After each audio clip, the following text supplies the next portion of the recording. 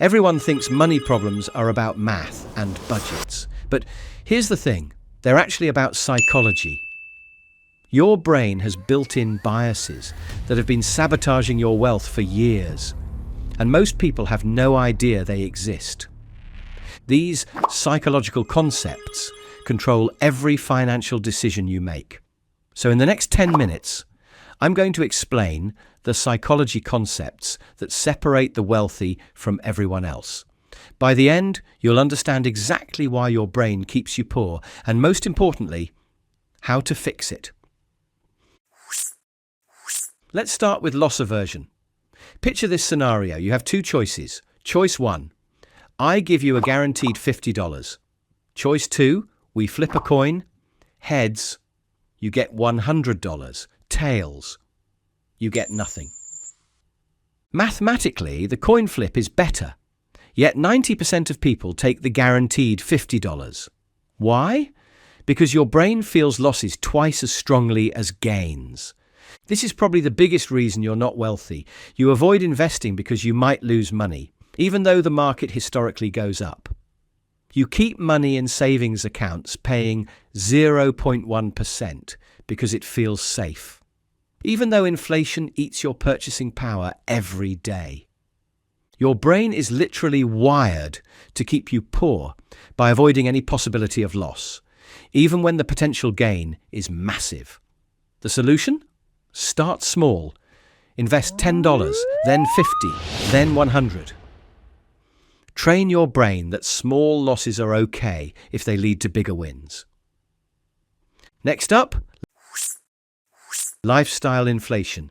You get a raise from $50,000 to $60,000 a year. You're excited. More money means more wealth, right? Wrong. Within months, your spending magically rises to match your new income. New car payment, fancier apartment, expensive coffee habit. This is lifestyle inflation. And it's why people making $200,000 can be just as broke as people making $50,000. I've seen people get $20,000 raises and end up with less money 6 months later. New car payment, $400 per month. Upgraded apartment, $500 more per month. That $20,000 raise cost $25,000 in new expenses. The hack? The moment you get a raise, immediately increase your savings by that exact amount. Pay yourself first, before your psychology sabotages you. Present bias. Your brain values $50 today more than $100 next year, even though waiting would double your money. This is why you buy coffee instead of investing that $5. Let me show you how expensive this is. $5 daily coffee equals $1,825 per year.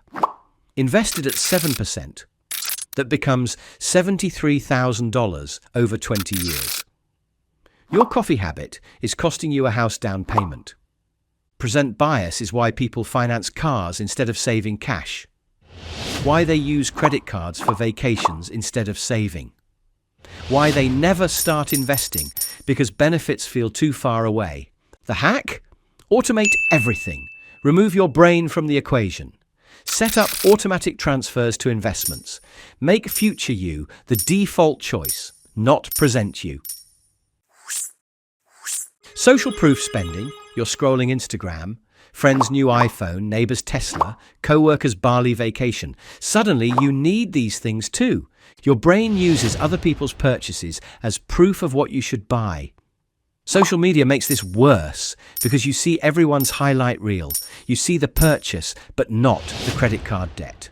You see the vacation, but not them eating ramen for 3 months to pay for it. You're not buying products, you're buying status. And status is expensive. The average American spends $18,000 per year on non-essential purchases just to keep up. The antidote? Unfollow accounts that make you want to spend money. Follow accounts that inspire you to save and invest instead. The people posting expensive purchases are usually the ones who can least afford them. Mental accounting. You treat your tax refund completely differently than your salary. You budget every dollar of your paycheck, but that $2,000 tax refund, that's fun money. Your brain creates separate mental buckets for different money types. Earned money goes in the be responsible bucket. Tax refunds and bonuses go in the have fun bucket. But money is money. A dollar from your paycheck has the exact same value as a dollar from your tax refund. I've seen people clip coupons for groceries, then blow their entire tax refund on vacation. People who drive across town to save $5 on gas, then spend $500 on lottery tickets. This is why people stay broke even with windfalls. Instead of building wealth, they treat windfalls as permission to spend. The solution? Treat all money the same. Allocate it according to your financial goals, not your mental accounting system. Anchoring bias. You walk into a store looking for a shirt. First one costs $200. Next shirt is $100. Suddenly that $100 shirt feels like a bargain. But that $200 shirt was never meant to be sold. It was there to anchor your expectations. The $100 shirt was always the target. By showing you $200 first, they made you feel good about spending $100. The first price you see becomes your reference point for everything else. Car dealerships show expensive models first. Restaurants put one ridiculously expensive item on the menu to make everything else seem reasonable. This affects your financial decisions in ways you don't realize. You see someone with $50,000 debt, so your $20,000 feels manageable. The defense? Research prices before shopping. Set your own anchor based on your budget, not what someone else wants you to see first. Confirmation bias. You believe Bitcoin is a scam, so you only read articles about Bitcoin crashes. Or you think Bitcoin is the future, so you only read bullish articles. Your brain seeks information that confirms what you already believe and ignores contradicting evidence. This keeps you stuck in whatever financial beliefs you started with, whether they're helping or hurting you. If you think real estate always goes up, you ignore crash warnings. If you think the stock market is rigged, you avoid investing even when evidence shows it's the best long-term wealth builder. Confirmation bias is expensive. It keeps you making the same financial mistakes over and over. The cure? Actively seek opposing viewpoints. If you think something is a good investment, read why it's bad. Force yourself to consider contradicting evidence. Finally, time discounting. Time is the most powerful force in wealth building, more powerful than income intelligence or luck, but your brain can't grasp it. $100 invested at 7% becomes $200 in 10 years, $400 in 20 years, $800 in 30 years. But your brain sees $100 today as more valuable than $800 in 30 years. Your brain is terrible at understanding exponential growth. It thinks linearly. This is why most people never invest. The benefits feel too abstract, too far away. Here's the tragedy.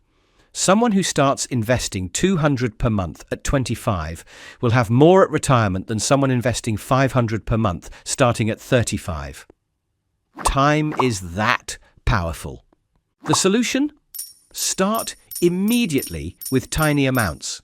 Invest $10, then $25. Let your brain see compound growth in action. So there you have it. 8 psychology concepts that control your financial life. Loss aversion, keeping you from profitable risks. Lifestyle inflation, stealing your raises. Present bias, choosing immediate gratification over long-term wealth. Social proof, spending buying status instead of assets. Mental accounting, wasting windfalls. Anchoring bias, letting retailers manipulate you. Confirmation bias, keeping you stuck in bad beliefs. And time discounting, undervaluing the most powerful wealth-building force. Understanding these isn't just interesting. It's profitable. Every wealthy person works with their brain's biases, not against them. The difference between rich and poor isn't intelligence or luck, it's psychology. Master your mind, and you'll master your money. Your brain has been sabotaging your wealth for years. Now you know how to fight back. If this video helped you understand why your brain sabotages your wealth, smash that subscribe button. I break down complex financial concepts into simple explanations every week. Your wallet will thank you, your future self will thank you, and your brain, well, your brain will probably still try to sabotage you, but at least now you'll see it coming. Now go forth and make better financial decisions. Your brain won't like it, but your bank account definitely will.